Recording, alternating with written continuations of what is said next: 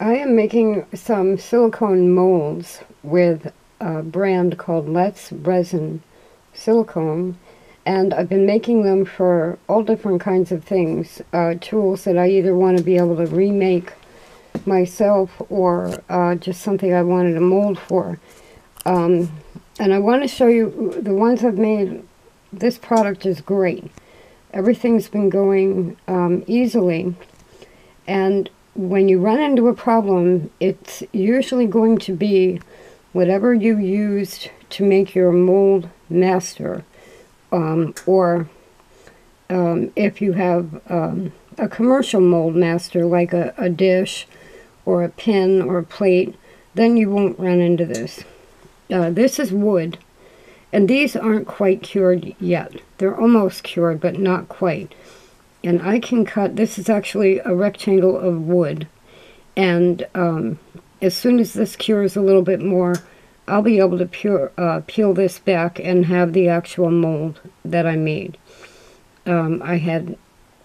This is upside down from how I had made it, and I had sticky stuff holding the wood in place, which is right there.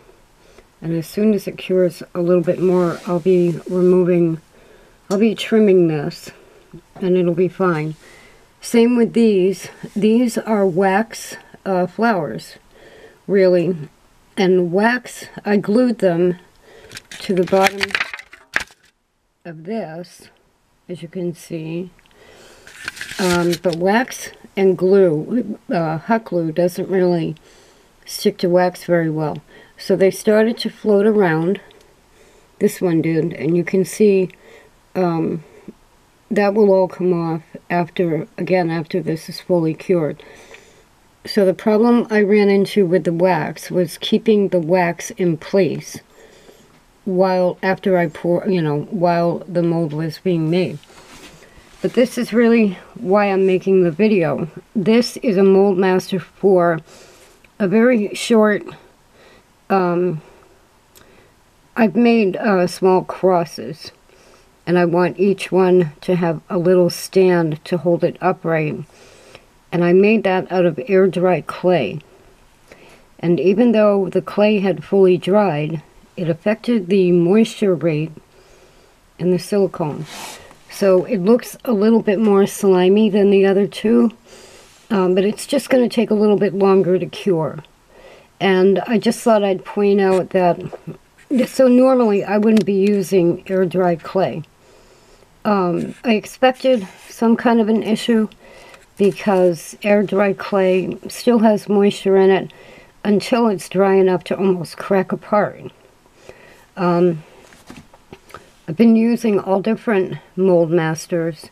For some reason, the detail on the wax didn't stay. I don't know why that happened. Normally, wood is fine, and like I said, any commercial item that you make.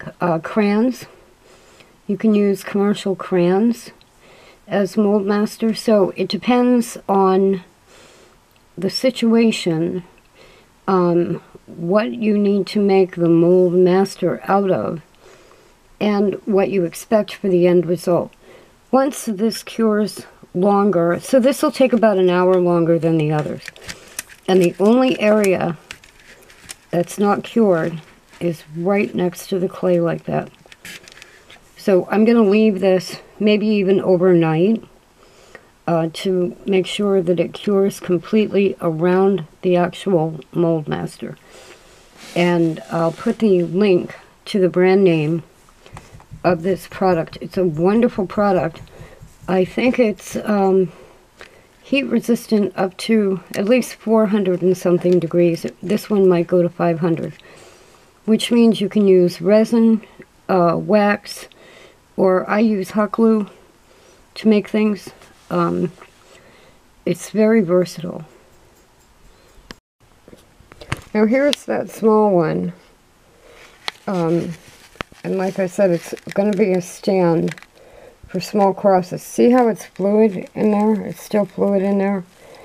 And so what I did, I was going to leave it overnight, and I started to wipe the top of it and realized that the silicone just isn't going to harden where it was in contact with the clay.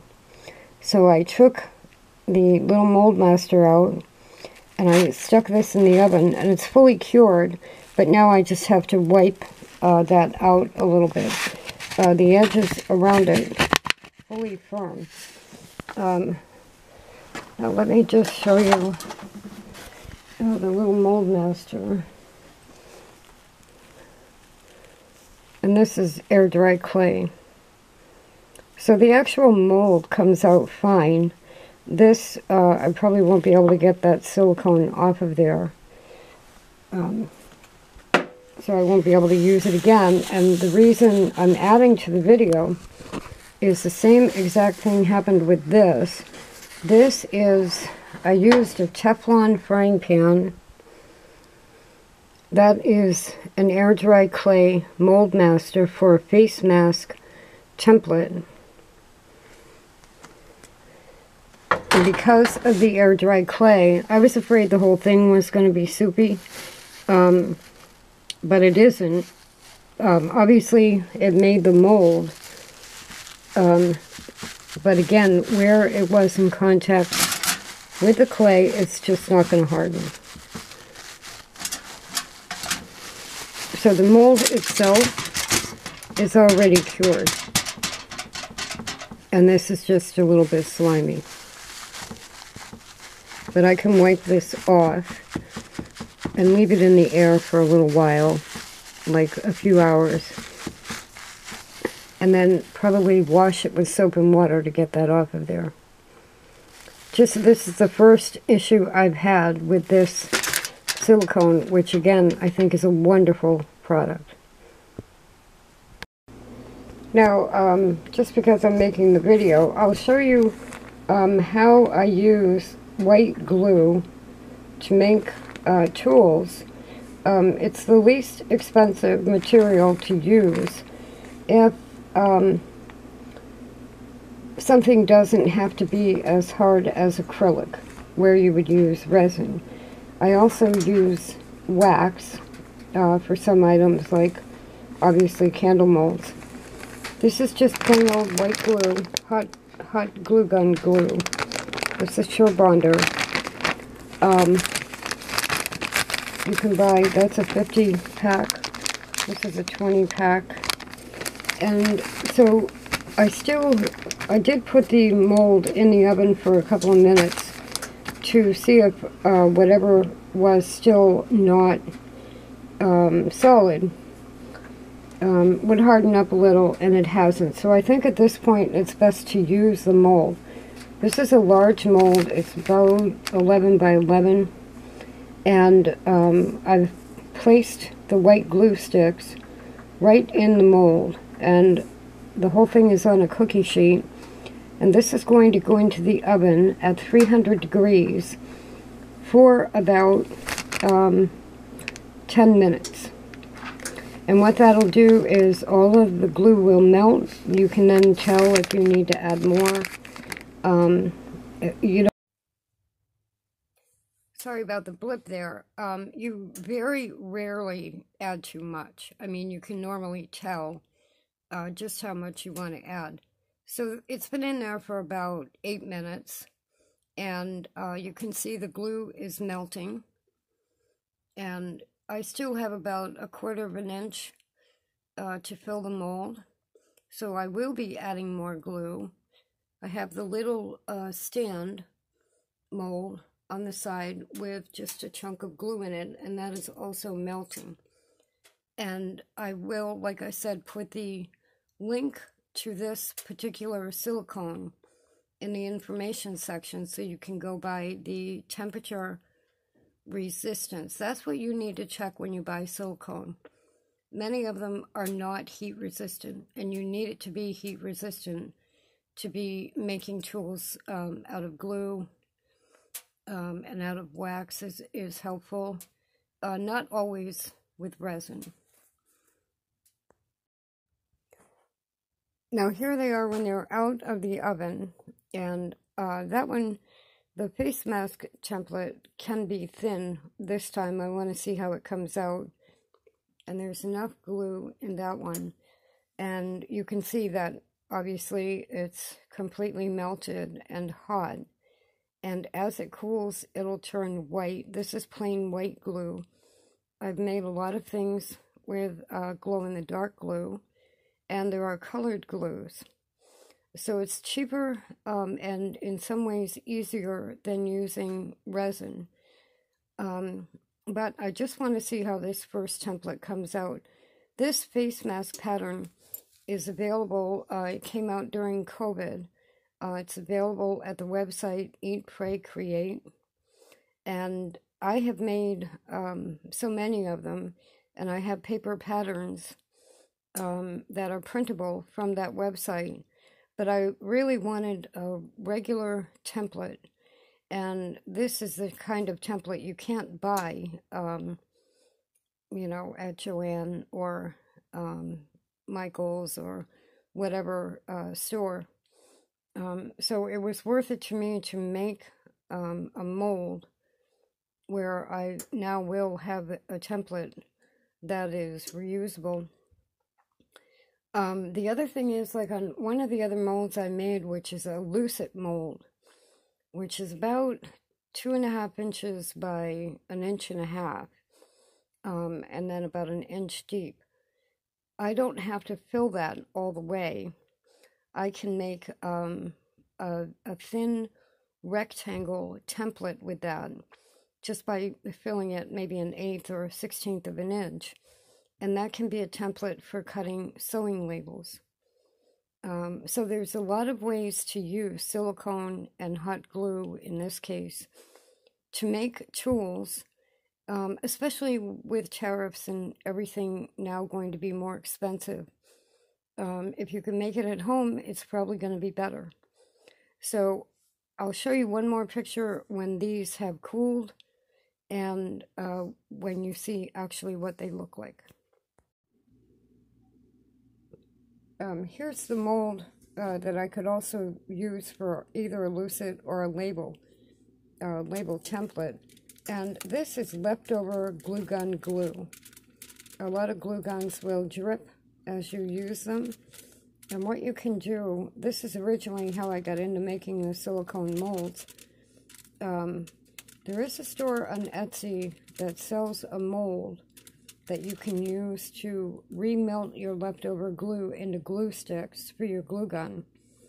And I did that. I made a mold instead of buying one. But now I can take these leftover chunks and put them in a mold. This is why it's worth the trouble to make the silicone mold. Especially if you can figure out that they're good for more than one thing. And you get strings and different colors, and you just throw it in there like that. And this will even out to be very narrow. And it's a little template I can use to cut out labels for quilts or clothing or whatever you want to label.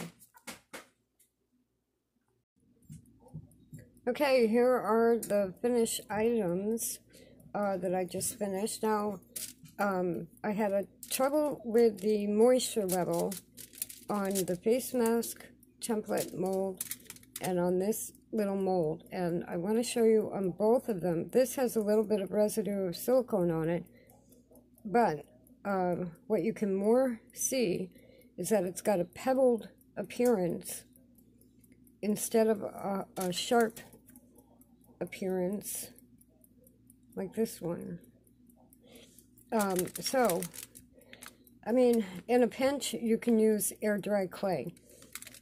I'm sure by the time I make all the little stands like this that I need, the silicone won't show up anymore. And I'm not worried about that one at all. It's for little crosses that stand up like that.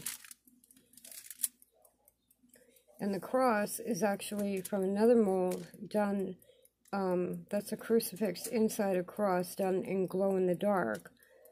So if you put this on your bureau at night, that'll glow in the dark. And the glow-in-the-dark glue is the cheapest way to get a glow-in-the-dark effect. And it's also the brightest glow-in-the-dark, is glow-in-the-dark hot glue. This is a great little label template. I can make these and put them in every one of my sewing kits and be able to cut a label out of scrap fabric. And then this is the face mask, which on the surface, this was the top. I decided to add more glue and streak a little bit of color through it, also glue. But where the silicone was damp, again, it's a pebbly surface. Now, does that matter? No. It's still going to be a wonderful, usable template. So I'm happy with the way things came out. I will be using these. It's just a couple of things to watch for when you're making the mold master. Now, Sculpey clay, after it's baked, does not react like that with silicone. And I wouldn't try a plastilina modeling clay. Wood is good. Wax, you can do wax. The other mold with the wax flowers came out fine. That was just that one of them kept moving around. Now this is another lucid mold. This is actually sealing wax. Leftover sealing wax that I melted into a mold. And this is stiffer plastic than the glue, which this is a glue one. There are so many things that you can make in glue. And the glue, I think a pack of 20 is like, when it's on sale, $4. This took initially about 11 sticks of, full-size sticks of glue. And then I probably added a total of 3 more. So about 15 to 20. So this costs, after the mold is made, this is about $5 to make, which is worth it to me for the number of face masks. It will last a while. And if I want to, I can make them in resin and make them fancy to commemorate what everybody went through with COVID, to make new ones. You know, so this is a good way to use silicone molding to make your own items, in this particular case, in hot glue.